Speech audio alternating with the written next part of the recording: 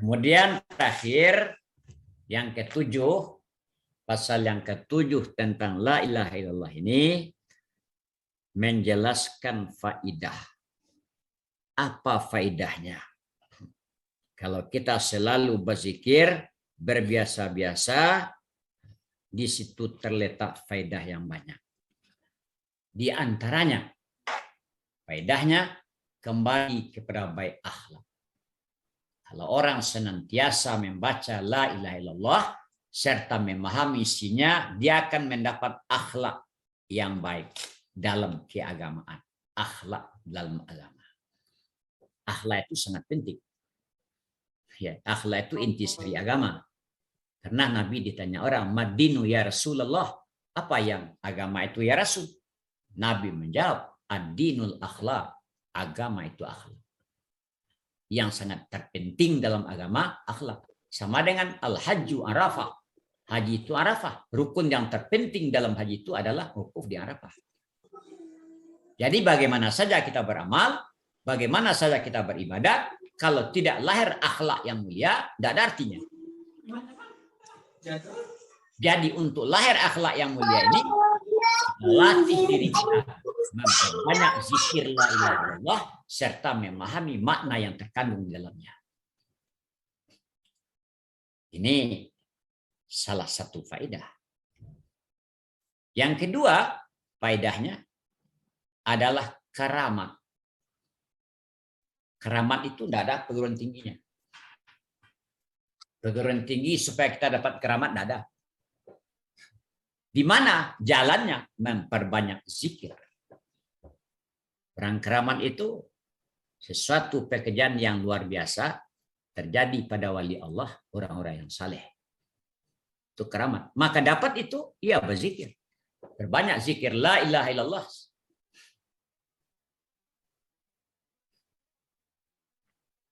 Yang pertama, apa yang pertama tadi? Baik akhlak. Di baik akhlak ini, diantaranya baik akhlak tentang keagamaan, bersifatnya budak dengan zuhud. Timbul rasa zuhud. Tidak cenderung kepada dunia. Itu akhlak keagamaan namanya. Kalau masalah dunia, tidak masalah. Bagaimana masalah dunia orang, kita tidak jadi persoalan. Kita tidak tertarik. Orang pakai mobil mewah, rumah mewah, segala mewah, kita tidak tertarik. Itu zuhud sama dunia. Kalau tertarik kita tidak zuhud. Tertarik itu payah. Kalau kita tertarik kepada dunia, payah. Kita akan gersak. Otak berpikir. Anggota berusaha. Mana lagi ketenangan hidup kita dapat? Jadi akhlak keagamaan itu zuhud. Tidak cenderung kepada dunia.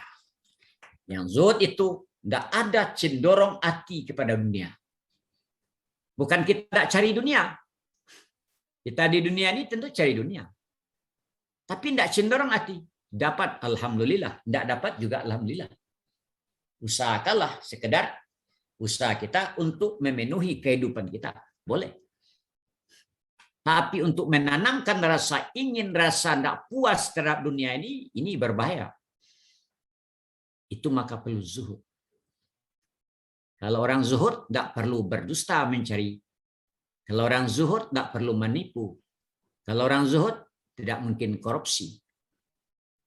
Jadi zuhud ini bukan saja berguna untuk kita sendiri, bahkan berguna untuk orang banyak. Tapi kalau kita tamak, kita tidak mau puas, mungkin saja orang teraniaya untuk melepaskan kepuasan kita.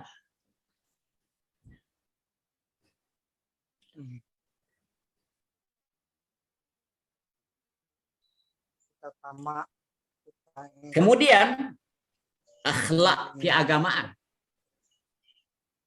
Akhlak keagamaan timbullah rasa malu. Kenapa kita malu? Allah itu sangat berjasa kepada kita. Pertama, kita diadakan.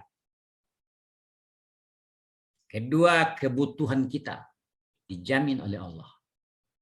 Sementara pengabdian kita kepada Allah tidak seberapa, timbullah rasa malu kepada Allah. Rasa malu itu timbul dari akhlak, kebaikan akhlak agama. Kalau tidak ada rasa malu orang kepada Allah, berarti dia tidak berakhlak tentang agama.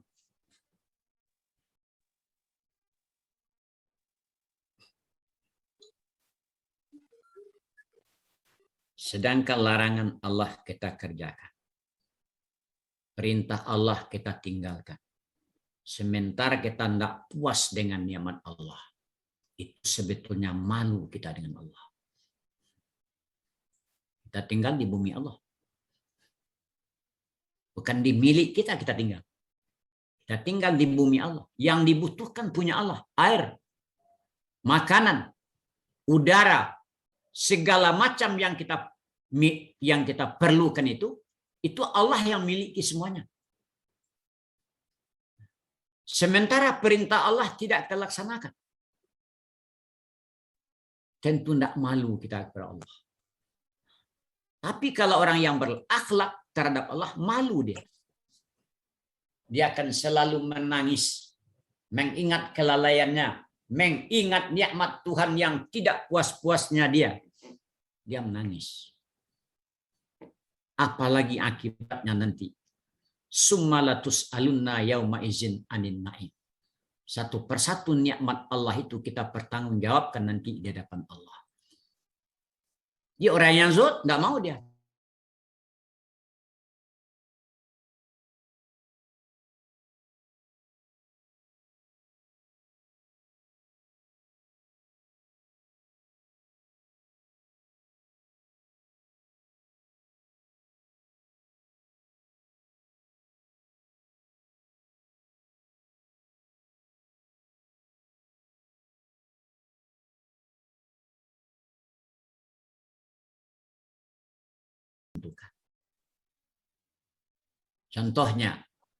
Contoh, terbit matahari sabab, siang itu musabab. Yang menjadikan siang itu bukan terbit matahari. Yang menjadikan musabab itu bukan sabab. Yang menjadikan sabab itulah orang yang menjadikan musabab. Yang menjadikan matahari terbit Allah, yang menjadikan siang juga Allah. Tapi karena kita terpengaruh oleh sabab yang menentukan, maka timbullah rasa gundahnya hati. Tidak kaya hati. Jadi kaya hati itu adalah salah satu dari akhlak keagamaan.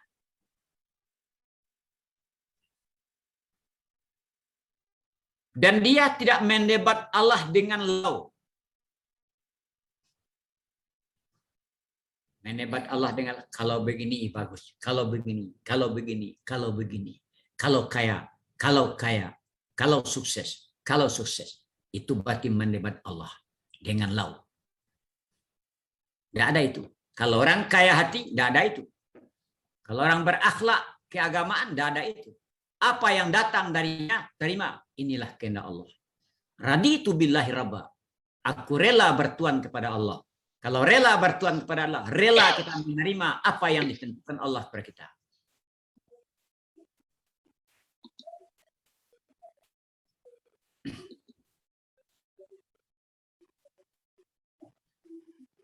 Selanjutnya, syukur. Bila akhlak agama kita baik, akan timbullah syukur. Baik syukur dengan hati, baik syukur dengan lidah, baik syukur dengan anggota. Syukur dengan hati kita meyakini semua ini datang dari Allah. Walaupun melalui tangan manusia, kita diberi oleh manusia, pada hakikatnya Allah itu yang memberi. Begitu keyakinan kita, itu syukur dengan hati.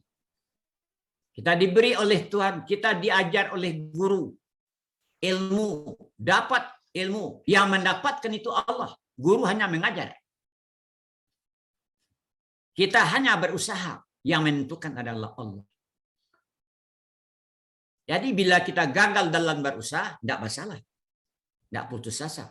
Bila kita berhasil dalam masalah, kita tidak sombong dan takabur. Kenapa? Yang menentukan itu Allah, bukan usaha kita.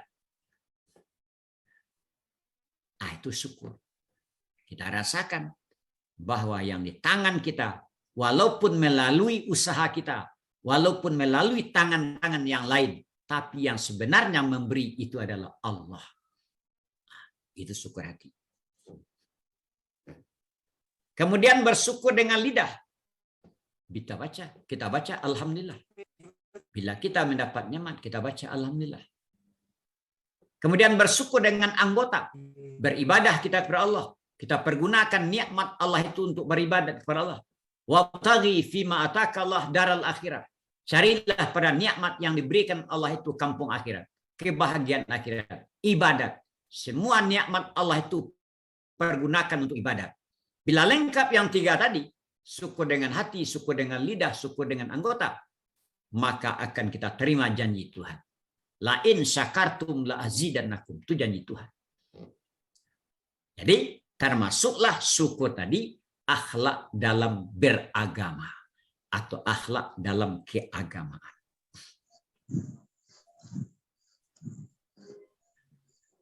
Kemudian tadi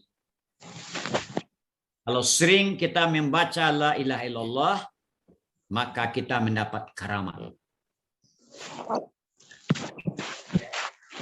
Di antara keramat, bukan saja pandai berjalan di udara, di antara keramat meletakkan berkat pada makanan. Sedikit yang dimakan tapi kenyang kita. Itu berkat. Sedikit pemberian tapi mencukupi. Itu berkat. Banyak pemberian Tuhan tapi tidak mencukupi, tanda ada berkat. Di keberkatan itu akan timbul kalau kita sering banyak memperbanyak membaca la ilaha illallah serta memahami isinya. Di antaranya taisiru dananir awid dirham, darahim. Di antara berkat mudah uang. Mencari uang ini mudah. Mudah. Tidak susah benar kita bekerja tapi uang dapat. Itu berkat. Itu termasuk berkat. Banyak orang bekerja dari hari ke hari. Kadang-kadang tambah lagi malam.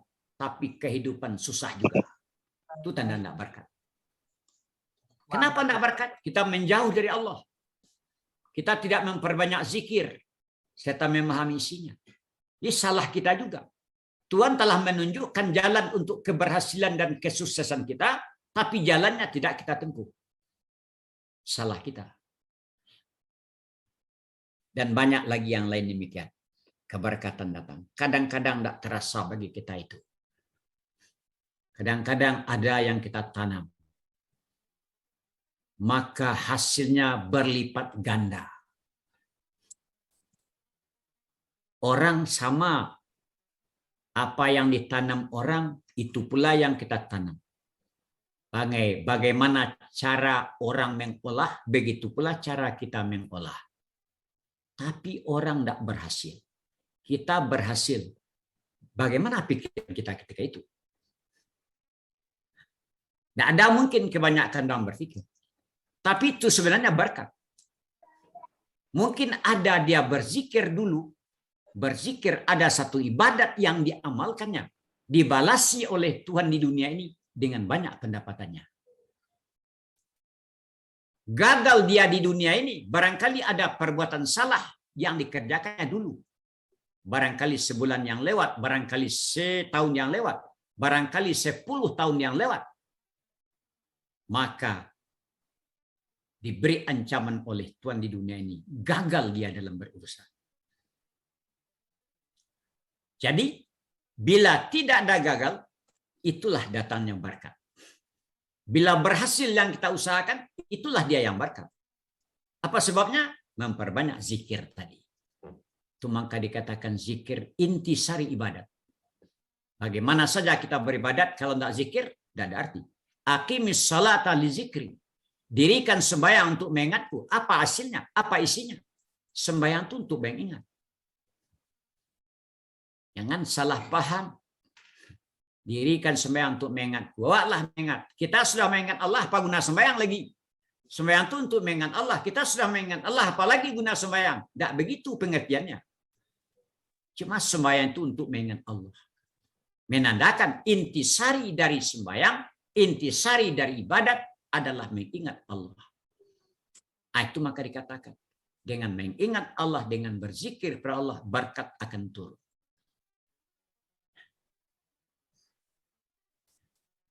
Kemudian, apalagi akhlak keagamaan yang dia ambil. Dia tahu hakikat suatu.